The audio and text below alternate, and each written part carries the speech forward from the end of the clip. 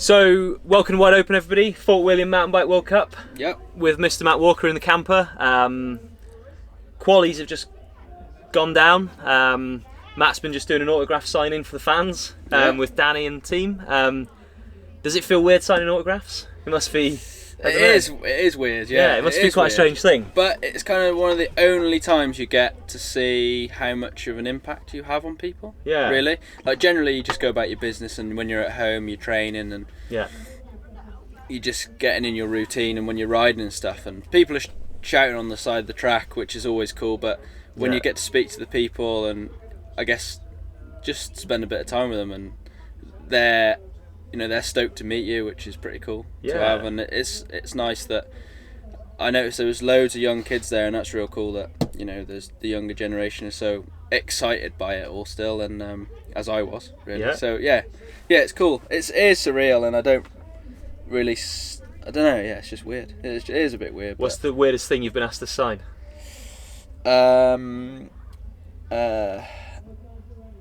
Baby pajamas. Probably. Not someone's baby though. No. I've not done any skin, I don't think, yet. Not yet. No, not yet. Not yet. Think anyone gets asked to sign skin? Cedric Gracia. Maybe. Yeah. Probably. Maybe there's only a few in down, I would imagine, over the years.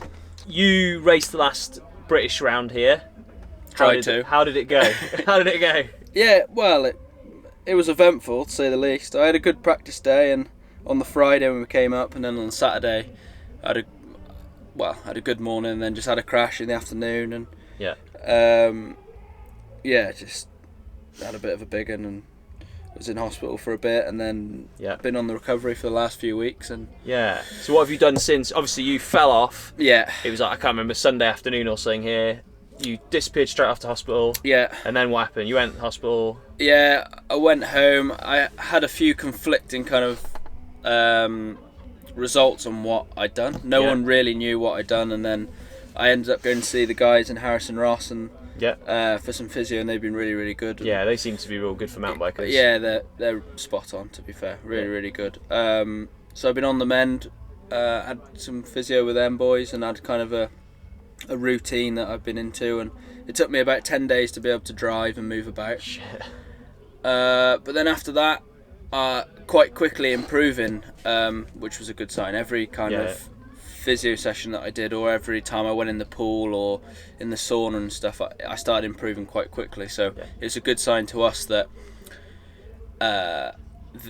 if there was any potential fractures, they were healing well, and I was having good benefits off working the area that was sore. So that was a big positive straight away, and we knew that I can crack on and try and get fit for this one, really. And then I've kind of been improving steadily the last 5 days or so, and on Monday, Tuesday I still wasn't sure what it was going to be like. I'd not ridden the bike at all. I had a tiny little go around by my house, which presumably felt shit. Which was horrible.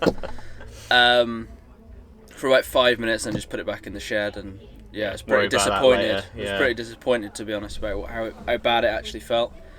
And then just rocked up here and not ridden a bike at all for 3 weeks, and not done anything, no gym, nothing, but just. Is that stressful? Is that? A little bit. Sometimes you can feel a bit underprepared, I suppose. But I guess the bulk of the work's done in the winter, and it's just keeping on top of that. But you do notice if you have a couple of weeks off, you do notice. But you get a lot of riders who say, not through injury, but time off the bike sometimes makes them go a bit faster. Yeah, for sure. I think I was in such a good place before, and I was so confident and so strong and fit. I was just hoping that when I got back on the bike, I'd just be full of confidence again, and I could just pick up from where I left off, which I think I was really hoping for. I think this weekend has been tough. I have struggled, and just bits in practice when the track was changing. It was hard for me to just commit to sections, because I didn't know if around the corner was going to be a big hole that I could have to brace for, or just little things like that in the back of your mind, just niggling away. And if you fall off, it's going to be really crappy if I fall off. So just trying to look after myself the best I can for Sunday. I've limited my runs as much as possible. I've not done much practice at all. How many practice runs did you do? I did 4 with time training as well, so not an awful lot. I guess one every an hour and a half or something. Cool. Which is, steady. Just steady away. Yeah, trying to keep myself warm, dosing up on tablets. Yeah. And stuff, and just trying to look after myself for tomorrow afternoon as best I can. So 4 runs, steady way, and then like, how have you approached today? Well, this morning was probably the hardest that I'd done because I'd had time off and not ridden and stuff. I was probably in the best shape going into the weekend that I'd been in, really. Yeah, rested. In terms of being sore, because I hadn't done anything for weeks. So I was kind of at my best point then, really. And then it steadily got sorer and sorer just as I've ridden on it and stuff. Yeah. This morning, the first run I did was pretty tough, to be honest. It was really sore, and I felt like I just couldn't ride like I wanted to, which is such a frustrating thing. Yeah. You just feel like I couldn't get going, and it was quite difficult. But so the second run this morning was much better, and my quali run was pretty decent. So it's going the right way, and I've put a solid quali down. It's good points, and just hoping to come out this weekend just to prove to myself that it was worth doing, to be honest, and get some points and keep moving on with the overall, because it has been really tough to get here and to ride, and if I just grit my teeth for one more day, we could pull a good result out as well. So be on the motorway home tomorrow. Yeah, that's it. That's it. So hoping for good things in Leo Gang. I know I should be pretty good by then, and I can ride exactly how I want to, and not have any compromises. So no, I'm feeling good. Do you think there's a little bit of a thing of if it's easy and you're fit and you're healthy and conditions are perfect and your bike works well, it's easy, but the guy who does best is the guy who does best regardless of what the things that get chucked to them. Yeah, definitely. I think, like I've said to a few people now, like, the way that downhill is, it's up and down so much. Yeah. So much. So I had a great off season. I wasn't hurt at all. I was really, really fit and strong and riding the best I have. I had a bunch of really great results at the start of the year, and then, just one practice run, a national race, can turn it all on its head. So it's how you pick yourself up and make sure you don't drop your chin and keep going with it and make the most through that sort of niggling injury and make the most out of everything. You see Gwyn do it quite a lot when he's he's been through it. When he's injured and he's sore, he still rides through and makes the most of every weekend he can. And he's had 2 sore ankles, a stolen bike, and he's had sore thumb last year. I know that kind of got a bit on top of him just because he's kept smacking it, but I mean it's the difference between a good rider and a great rider, being able to do it when things are not on your side. You see a lot of riders who seem to kind of that, like, exactly like you've done. They have this like real good off season, real good start to the season. They ride this wave of confidence, and then they get injured quite early in the season. It seems to be quite a common thing in downhill. They like first quarter of the season, a lot of injuries seem to happen as people. Yes. You're like, God, he's doing well, and then get knocked back a little bit. Yeah, especially when you're riding that wave of confidence and you just feel invincible. That's when stuff happens. It's when you start to push the envelope a little bit too much, and then crashes start to happen. So the more times that happens to you, the more you realise it. That happened to me in junior as well, and I had this wave of confidence, and then I was just smashing myself every weekend, just trying to go faster and faster and faster, desperate to go faster. Where it's not a sport you can do that. You've just got to tick the boxes and just race by race, keep building it, and just try and keep a level head with that confidence. Yeah, and it's not about full fucking piss and pepper. It's about I suppose, like you say, getting wiser and that 80%, not 100%, 10% sort of thing. That's it. Knowing, being smart about it, and knowing when to push and when's risky, and you just get that, year after year, more and more experience of doing the same thing. So cool. What do you think of the track this weekend?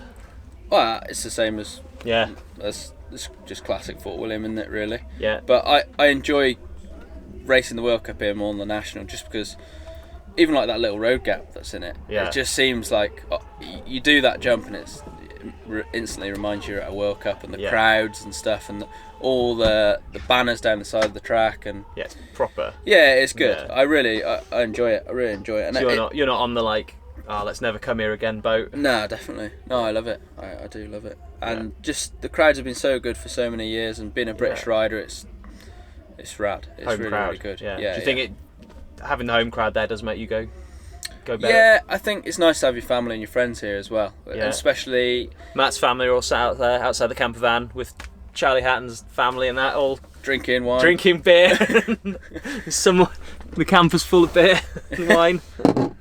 Yeah. But So no, it's a good weekend for everyone. Yeah, as definitely. we're saying, it's nice for my family to come up and watch a proper bike race, and it's nice for everyone. Yeah. Cool, man. So what's obviously straight on to another World Cup after this? Yeah.